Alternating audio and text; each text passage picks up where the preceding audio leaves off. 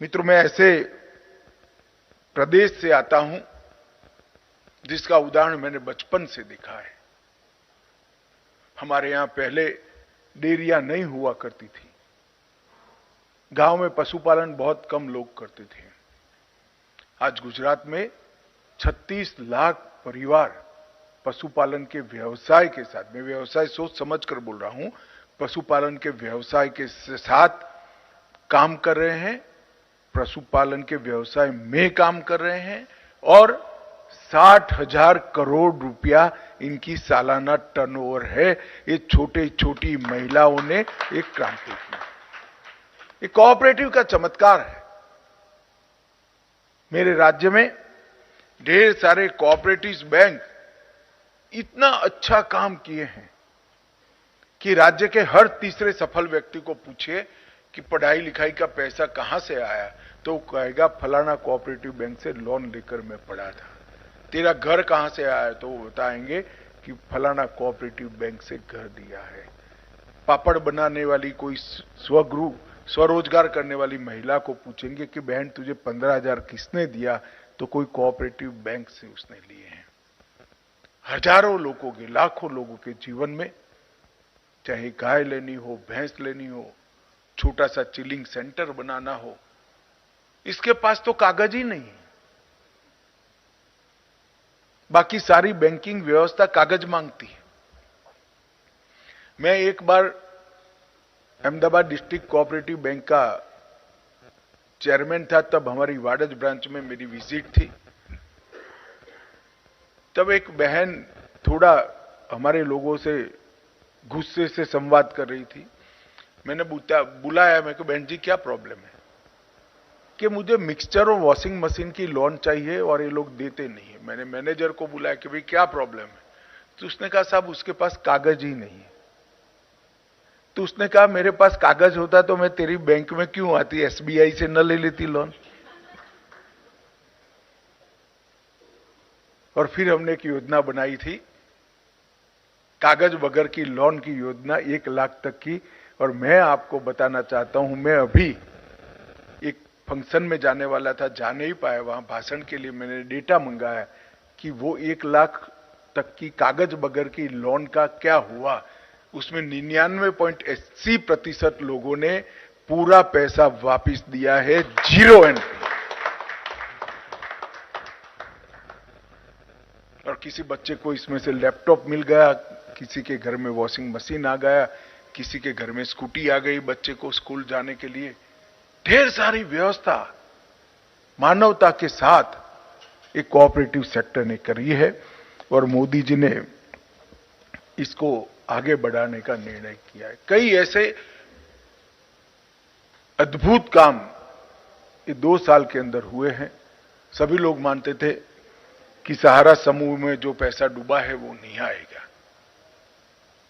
उनकी public limited कंपनियों में क्या हुआ है मुझे मालूम नहीं है, परंतु मैं बता देता हूं कि अब तक सहारा समूह के लगभग 1.5 करोड़ लोग जो कोऑपरेटिव सोसाइटी में इन्वेस्ट किए थे, उनका रजिस्ट्रेशन हो गया है और अब तक 2.5 लाख लोगों को 241 करोड़ रुपया हमने वापस भी दे दिया है। इसी प्रकार से मल्टी स्टेट कोऑपरेटिव सोसाइटीज के कानूनों को मैं जब लेकर आना चाहता था, तब ढेर सारे लोगों ने मुझे एडवाइस किया था कि साहब अभी अभी मंत्री बने हो, काहे को विरोध हो, ऐसी व्यवस्था करते हो। क्योंकि इसमें भर्ती के लिए भी पाबंदियां है, ऑडिट को कठोर किया गया है, बार बार चुनाव लड़ने पर भी प्रतिबंध किया गया है, एनुअल रिटर्न्स के लिए भी पाबंदियां खोली है। ढेर सारी चीजें इस पर हमने कठोरता के साथ पारदर्शिता लाने के लिए की है। मगर मैं आप सभी का बहुत बहुत धन्यवाद करना चाहता हूं। विरोध छोड़ दीजिए, किसी का शिकायत का पत्र भी मुझे नहीं मिला है। सबने नए कानून को एडॉप्ट किया है, लेटर और स्पिरिट में एडॉप्ट। ये कोऑपरेटिव सेक्टर खुद भी रिवाइव होना चाहता है, इसका सबसे बड़ा उदाहरण है। कोऑपरेटिव सेक्टर सुधारों का स्वागत करता है, इसका अर्थ ही ये है कि हम भी समझते हैं कि रिवाइवल नहीं करेंगे तो हमारे सामने संकट है। एक्सपांशन तो होगा ही नहीं, अस्तित्व का भी संकट आएगा अगर विश्वसनीयता खो बैठे तो। और विश्वसनीयता नए कानून से ही आती, और बायलॉज के अमेंडमेंट से इलेक्शन, ऑफिसरों की नियुक्ति, appeal, inspection, investigation, liquidation, education fund का मैनेजमेंट और ह्यूमन रिसोर्स की भर्ती, इस सब को हम रेगुलराइज करेंगे। इससे हमें बहुत बड़ा फायदा होने वाला है। मित्रों, ये जो मैंने सक्सेस स्टोरी की बात करी, इसमें मैं इफ्को के 2 प्रयोगों की बात भी जरूर करना चाहता हूं। इफ्को ने नैनो डीएपी और नैनो यूरिया लिक्विड बनाया है। एक प्रकार से ऐसे समय पर इफ्को ने ये कार्यक्रम हाथ में लिया और बहुत कम समय के अंदर इसको किसान के खेत तक पहुंचा दिया कि जब इसकी बहुत ज्यादा जरूरत थी, सबसे ज्यादा जरूरत थी। भूमि संरक्षण ये हमारे लिए निहायत ही जरूरी है। तो केमिकल खाद मिट्टी में घुलने की जगह क्रॉप पर ही रहे और वहीं से पोषण प्राप्त कर कर वो अपना ग्रोथ भी करे, अपनी उपज भी बढ़ाए और किसान को समृद्ध भी करे, और भूमि का केमिकल के जहर से घुलने के बगैर। और मैं अभी मोदी जी ने जो विकसित भारत यात्रा शुरू की है, इसमें कई गांवों में गया हूं। सबसे ज्यादा आकर्षण इफ्को के ड्रोन से लिक्विड के छंटकाव का मैंने देखा। मैं साफ देख रहा हूं इफ्को के नए इनिशिएटिव को, नए साहस को। देश का किसान 2-5 साल में ही पिकअप करेगा, और वो दिन दूर नहीं है जो खाद की थैलियों की दुकान देखते थे, इसकी जगह दवाई की दुकान जैसी खाद की दुकान हम देखेंगे, जिसमें छोटी छोटी बॉटल्स होगी। और ड्रोन एक मॉडर्नाइज खेती का नया प्रतीक बना है। एक जमाने में मैं जब बैल गए और ट्रैक्टर आए, गांव में कोई ट्रैक्टर आता था तो पूरा गांव देखने जाता था। आज गांव का पैक्स ड्रोन लेकर सभी को किराए से फर्टिलाइजर का छिड़काव कर देगा। कोई ड्रोन दीदी ड्रोन चलाती हुई दिखाई पड़ेगी। तो ग्रामीण अर्थव्यवस्था आधुनिकता से जुड़ रही है, इसका सबको विश्वास हो जाएगा। मित्रों, आज मैं यहां आया हूं तब इतना ही कहना चाहता हूं कि हर क्षेत्र में सहकारिता में बढ़ोतरी हुई है। हम नए 2 लाख पैक्स रजिस्टर करना चाहते थे, 12,000 से ज्यादा हो गए हैं, और मुझे विश्वास है कि समय के पहले हम 2 lakh multi dimensional PACS register कर लेंगे। बैंकों के एक्सपांशन के लिए भी मैं कुछ कॉन्क्रीट कह नहीं सकता क्योंकि ड्यूअल कंट्रोल है, परंतु मैं इतना जरूर कह सकता हूं कि कठिनाइयों को हम जरूर पार करेंगे।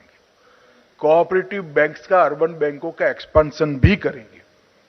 और मैं आज कहना चाहता हूं कि जो multi state cooperative credit societies हैं, इन्होंने भी आगे आना चाहिए और अपने आप को बैंक में परिवर्तित करने के लिए अपने आप को तैयार करना चाहिए।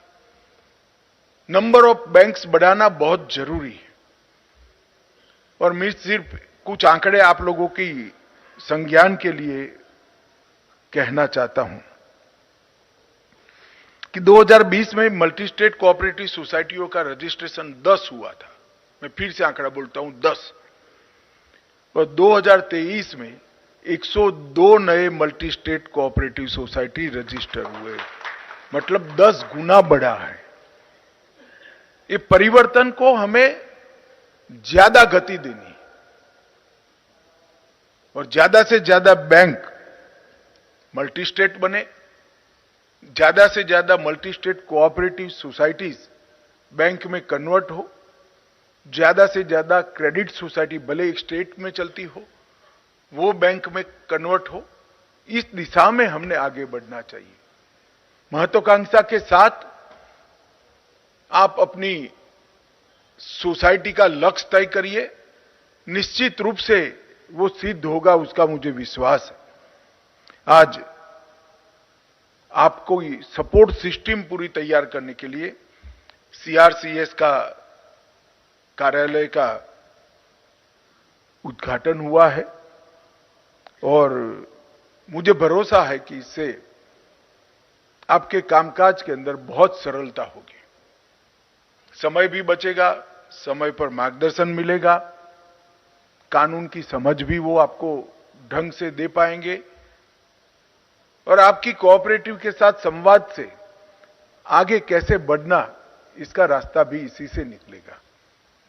तो आप सभी को मेरी बहुत बहुत शुभकामनाएं, विशेष कर हमारे सचिव महोदय और विशेष सचिव जो रजिस्ट्रार भी है विजय जी को बहुत बहुत शुभकामनाएं। बहुत अल्प समय के अंदर ये कार्यालय को बनाया, 100% कंप्यूटराइज किया और सभी मल्टी स्टेट कोऑपरेटिव सोसाइटीज को नए एक्ट के लिए तैयार करने का उन्होंने जो काम किया है, इसके लिए विभाग के मंत्री के नाते मैं बहुत बहुत बधाई और साधुवाद देता चाहता हूं और आप सभी को इस नए कार्यालय से कोऑपरेटिव को आगे बढ़ाने के लिए निश्चित रूप से मदद मिलेगी, इसका विश्वास दिलाकर मेरी बात को समाप्त करता हूं। वंदे मातरम।